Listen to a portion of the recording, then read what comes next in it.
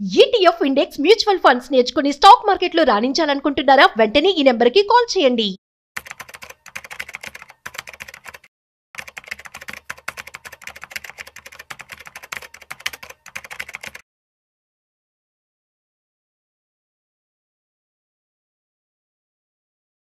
Sir నమస్తే sir, Sundara Rao గారు. నమస్తే సార్.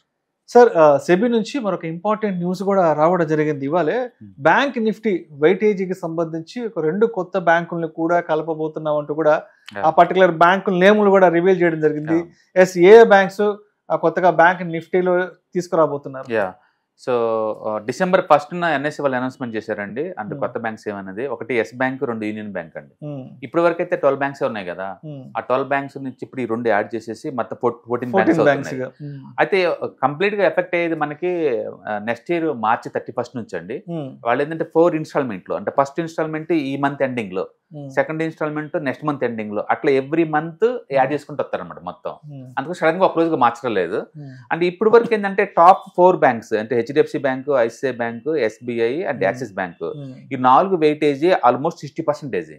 అందుకని ఎవరైనా బ్యాంక్ నిఫ్టీని మ్యానిపులేట్ చేయాలంటే ఈ 4 ఏమైనా చేస్తే అది పెరగడం తగ్గడం లాంటి జరిగేది అనమాట. ఇక ముందు ఏంటంటే వీటి వెయిటేజీ 43% కాపేస్తున్నారు. వీటిని తగ్గించేసి ఆ తగ్గించిన వెయిటేజ్కి Yes bank and union Bank load అవుతుంది అనమాట. ఇప్పుడు హెచ్డిఎఫ్సి బ్యాంక్ వెయిటేజీ 27 ఉంది లైవ్ మార్కెట్ లో. ఇప్పుడు నెక్స్ట్ మార్చ్ తర్వాత దీని వెయిటేజీ 18.9 అవుద్ది, కొంచెం తగ్గిద్ది అనమాట. ఇప్పుడు ప్రస్తుతానికి ఐసిఐసిఐ బ్యాంక్ వెయిటేజ్ 23 ఉందండి. మారిన తర్వాత ఎంత 14 అవుతుంది. తర్వాత ఎస్బీఐ ఇప్పుడు 9.4 ఉంది, తర్వాత 10 అవుద్ది. ఎస్బీఐ తగ్గట్లేదు. అండ్ నెక్స్ట్ యాక్సిస్ బ్యాంక్ ఇప్పుడు 9.1 ఉంది, ఆ తర్వాత 9.3 అవుద్ది.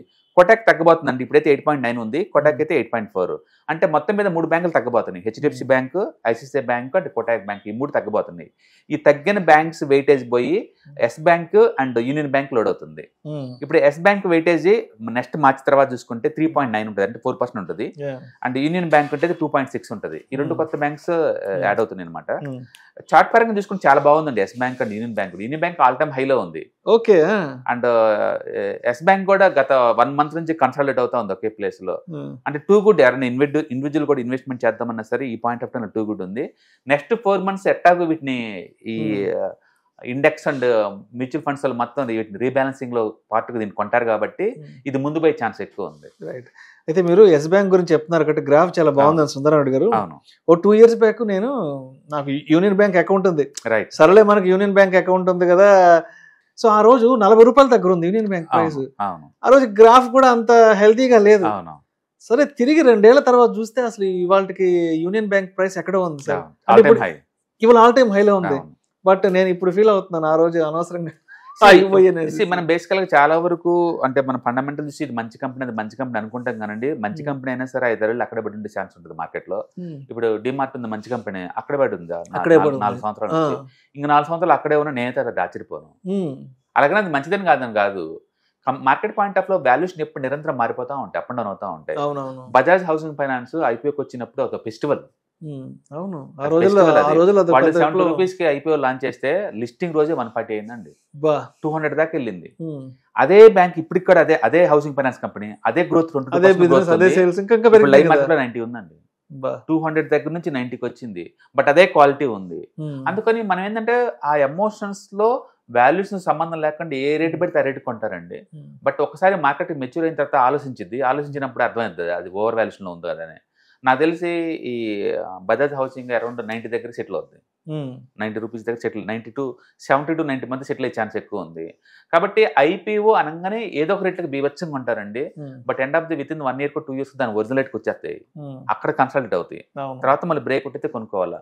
అందుకని ఐపీఓ బేస్ బ్రేక్అవుట్ స్ట్రాటజీ అంటారు. కొత్తగా ఐపీఓకి వచ్చే ఉంటే అప్పుడు కొనే బదులు దాన్ని అలా వదిలేసేసి ఎక్కడోసారి చార్ట్ ప్యాటర్న్ వస్తాయి కదా, వచ్చిన తర్వాత కొనుక్కోవడం బెటర్ అనమాట. బట్ 90% అన్ని ఖచ్చితంగా ఐపీఓ ప్రైస్ కానీ కిందకి వెళ్ళిపోతాయి. అందుకని ఎమోషనల్ గా మనం చేంజ్ చేసే బదులు వాటి వాల్యూషన్ సెటిల్ అయినప్పుడు కొనుక్కోవడం బెటర్. ఇప్పటికీ ఎల్ఐసి సేమ్ ఐపీఓ ప్రైస్ కే ఉన్నాయి సార్.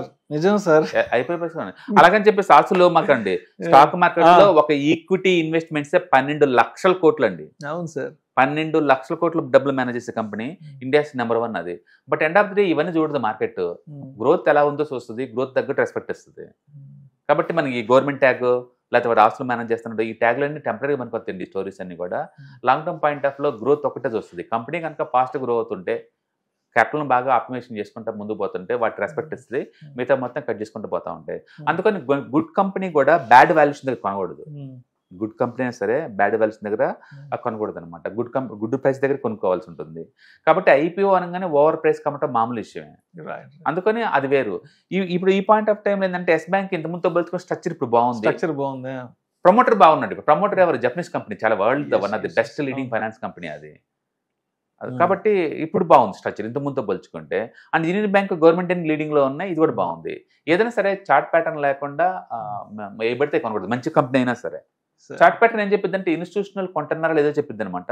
ఇన్స్టిట్యూషనల్ కొంటే ముందుకెళ్తాయి. ఎండ్ ఆఫ్ ద డే నువ్వు ఎంత ఫండమెంటల్ సౌండ్ ఉన్నా సరే వాళ్ళు కొనుక్కుంటే అది ముందు పోదు కదా. అందుకని ఎవరో ఒక పెద్ద ప్లేయర్ రావాలి, మార్కెట్ లో ఉన్న సప్లై మొత్తం గుంజుతున్నప్పుడే స్టాక్స్ డిమాండ్ క్రియేట్ అవుద్ది. అంటే ఒకప్పుడు ఎలా ఉండదు అంటే సుందరరామరెడ్డి గారు, గవర్నమెంట్ బ్యాంక్స్ అంటే అసలు అవి ఎక్కడో అలా దూరంగా విసిరి పారేసినట్టు, వాటిని కూడా కొనుక్కోవాలా, అవి కూడా కొంటారా అన్న రేంజ్ నుంచి సర్వీసెస్ కూడా గవర్నమెంట్ అంటే అలానే ఉంటాయి. ఒక డెకేడ్ కి ముందు చెప్పాలంటే, ఒక డెకేడ్ కి ముందు. ఇప్పుడంటే యూపీఐ పేమెంట్ వచ్చిన తర్వాత మనం బ్యాంక్ బాల్సిన అవసరం లేదు కాబట్టి వాళ్ళు ఎంత దరిద్రంగా బిహేవ్ చేస్తే మనకు సంబంధం లేదు. బ్యాక్గ్రౌండ్ లో బ్యాంక్ లో ఉంటుంది. ఇప్పుడు ఫ్రంట్ ఎండ్ యాప్స్ వాడుకుంటున్నారు కాబట్టి జనాలు కంఫర్ట్ గా ఉంది. పైగా ఇండియా మొత్తం చూసుకుంటే రూరల్ ఇండియా ఎక్కువ ఉంటుంది కాబట్టి ఇండియాలో వాళ్ళు ఎన్ని గవర్నమెంట్ బ్యాంక్స్ ఉంటాయి. రెండోది గవర్నమెంట్ బ్యాంక్స్ టెక్నాలజీ బాగా వాడుతున్నారు, బుక్ వాల్యూ దగ్గరలో ఉన్నాయి రేట్లు, అండ్ ROI బాగా పెరిగింది. నిజంగా ఈ ఫండమెంటల్ సౌండ్ అని ఇంత ముందు పోల్చుకుంటే, కాబట్టి మార్కెట్ ముందు పోతుంది. సరే, ఇంత ముందు గవర్నమెంట్ బ్యాంక్స్ లో కూడా వర్క్ చేసే వాళ్ళంతా కొంచెం ఎక్కువ ఏజ్ వాళ్ళు ఉండేవాళ్ళు, ఈ 50-55 ఏజ్ వాళ్ళు ఉండరు. బట్ లాస్ట్ ఒక 1 డెకేడ్ నుంచి చూస్తే ఇప్పుడు అంతా యంగ్స్టర్స్. ఏ గవర్నమెంట్ బ్యాంక్ వెళ్ళినా అంతా 25-30 ఏళ్ళ లోపల టెక్నాలజీ వాడుతున్నారు కాబట్టి వాళ్ళు కూడా ఆటోమేటిక్ అవుతుంది. ఇప్పుడైతే మరి అన్ని బ్యాంక్స్ కలిపి 4A చేస్తున్నారండి, ఇంకా మోర్ మోడర్న్ గా తయారవుతున్నారు.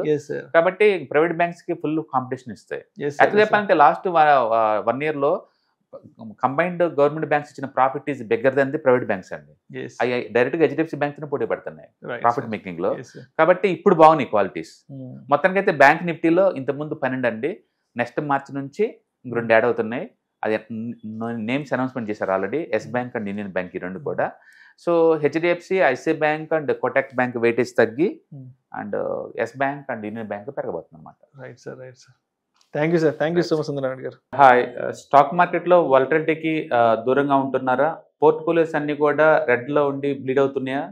అంటే స్టాక్ మార్కెట్లో ఉండి సస్టైనబిలిటీ ఉన్న బిజినెస్ మోడల్ లాగా, లేదా స్టాక్ మార్కెట్ లాంగ్ టర్మ్లో మంచి వెల్త్ క్రియేట్ చేసుకునేలాగా ప్లానింగ్స్ ఏమైనా ఉన్నాయా?